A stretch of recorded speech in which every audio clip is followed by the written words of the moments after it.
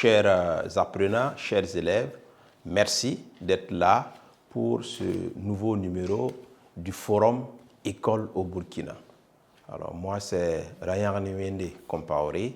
Je suis professeur certifié des lycées et collèges option Histoire-Géographie.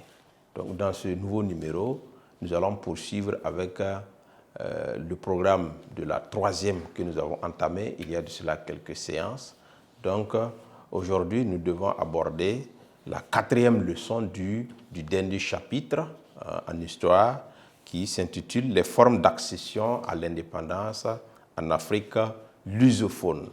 Donc l'Afrique lusophone, c'est, si vous voulez, l'Afrique portugaise. Donc nous allons voir comment les États ou bien les anciennes colonies du Portugal ont évolué pour accéder aux indépendances à partir des années 1970, 74 et 75 pour les derniers États. Donc, et pour pouvoir étudier cette leçon, nous avons les objectifs suivants. Le premier objectif, nous allons étudier les mouvements d'émancipation dans les colonies lusophones. Donc nous verrons les mouvements pacifistes, nous verrons les luttes armées. Ça, c'est le premier objectif. Deuxième objectif principal, nous allons étudier les résultats des mouvements d'émancipation dans les pays lusophones. Quels sont les résultats? Nous allons étudier les conséquences et, bien entendu, conséquences économiques et conséquences politiques, avant de terminer, bien sûr, avec une conclusion. Donc, voici de façon résumée les axes sur lesquels nous allons travailler. Donc, mais en attendant, il faut suivre pour ne pas rater l'essentiel. Donc, leçon 4.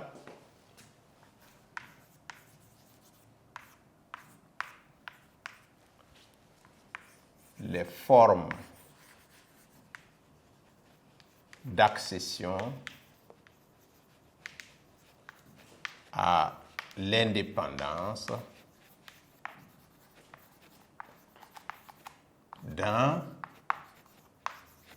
les colonies lusophones. On encadre le titre de la leçon.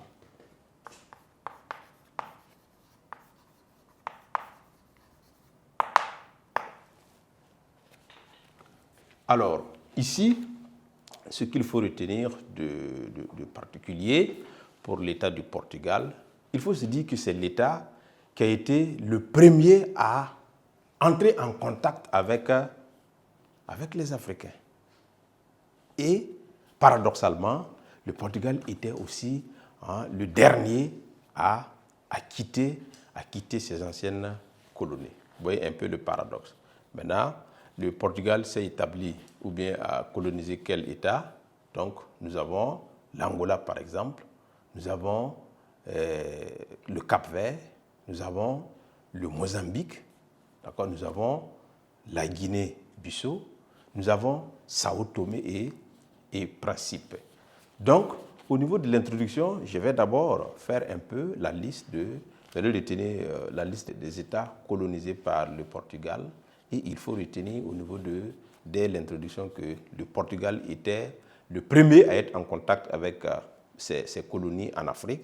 Et elle était, bien sûr, le dernier à quitter ses colonies. C'est important.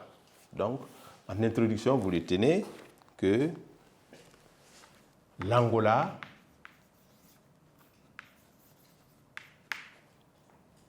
la Guinée-Bissau,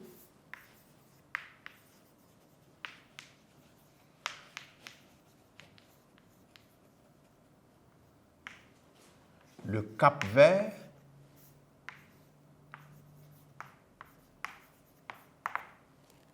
le Mozambique,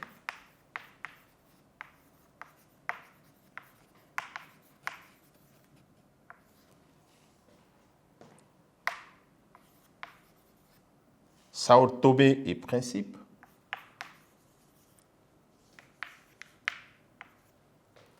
Tomé et Principe,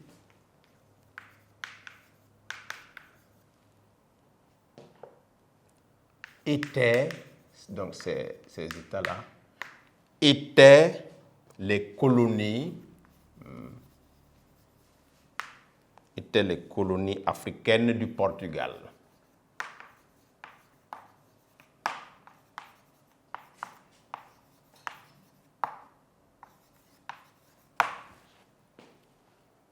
Donc, il faut aussi dire que c'est la première puissance coloniale,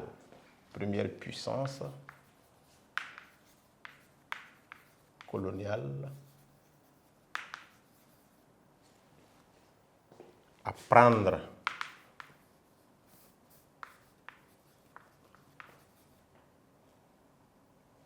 contact avec, bien entendu, l'Afrique.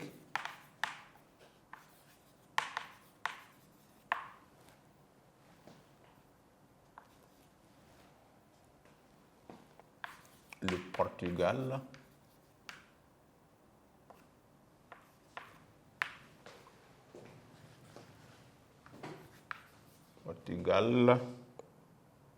sera la dernière puissance colonisatrice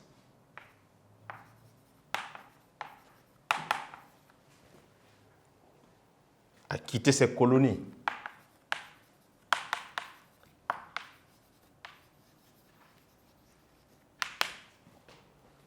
Donc, on aborde sur ce coup le grand 1, les mouvements d'émancipation dans les pays lusophones d'Afrique.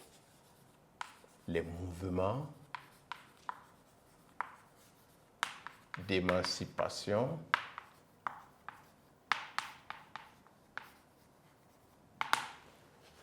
dans les colonies lusophones d'Afrique.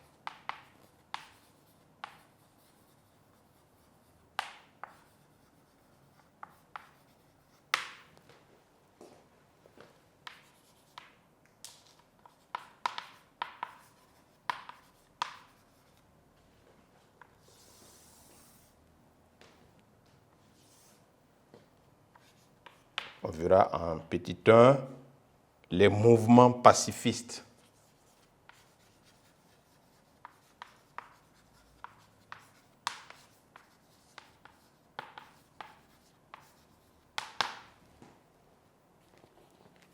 Alors, dans la plupart des colonies lusophones, ce sont les partis politiques qui ont animé ou qui ont été les mouvements pacifistes dans les luttes pour la libération des États anciennement colonisés. Donc, l'exemple le plus probable, c'est celui de Sao Tomé, d'accord, qui était animé par le Comité de libération de Sao Tomé et Principe.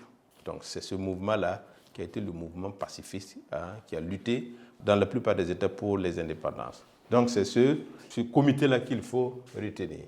Donc, c'est surtout au niveau de Sao Tomé. Donc, à Sao Tomé, Sao Tomé et Principe,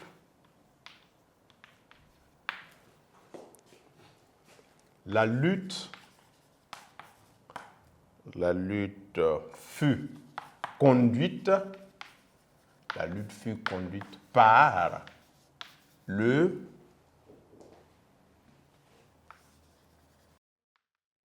donc à Sao Tomé et Principe, la lutte fut conduite par le Comité de libération